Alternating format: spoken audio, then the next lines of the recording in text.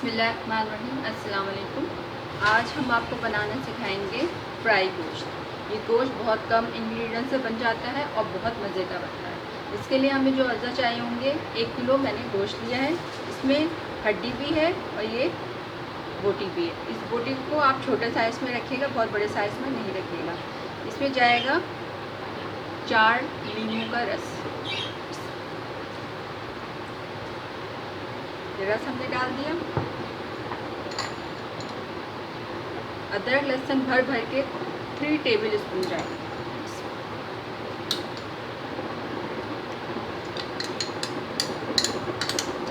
Fresh अदरक लहसुन ज़्यादा मज़े का होता है, इससे सालन बहुत अच्छा बनता है।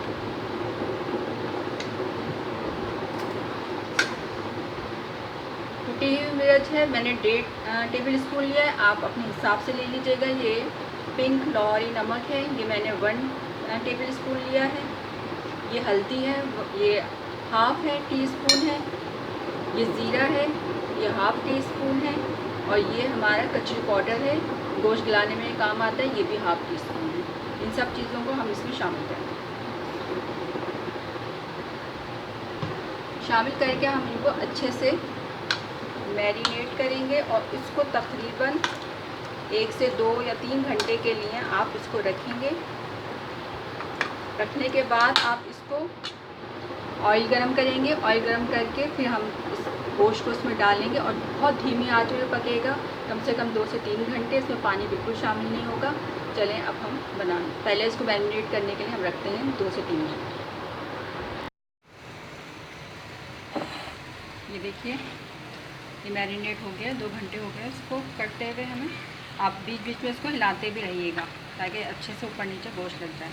अब हम ऑयल डालेंगे, थोड़ा सा ऑयल डालेंगे, ज़्यादा नहीं डालेंगे, बस। अब हम इसमें ये गोश्त शामिल कर देंगे।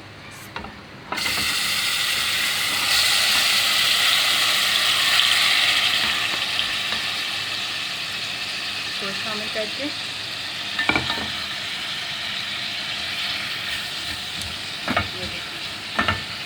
अब इसमें हम बिल्कुल भी कतरे पानी नहीं डालेंगे, बहुत धीमी आंच करेंगे। उसी अपने पानी में गोश्त पकेगा। इसको पकने में 2 घंटे भी लग सकते हैं, 3 घंटे भी। ये बड़े का गोश्त है, इसमें थोड़ा टाइम लगेगा। मैं आपको दिखाती हूँ कितनी आंच है। बहुत दम वाली, बिल्कुल दम। और इसको बीच में चेक भी करते जाएँ। चलिए हम इसको रखते हैं 2 घंटे के लिए।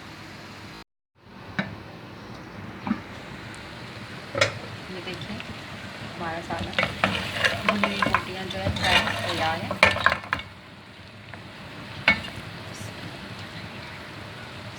ये देखिए, ये आराम से टूट गई।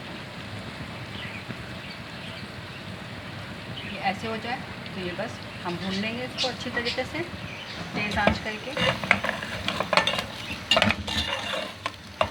ये देखिए, ज़्यादा भूनने की भी ज़रूरत है। अभी मसाला हमारा चिपकना शुरू हो गया। अब हम इसको निकाल लेते हैं। हड्डी आप हटा दीजिएगा, हड्डियों का जो जूस निकलना था वो निकल चुका है। और बोटियाँ जो हैं हम निकाल देंगे।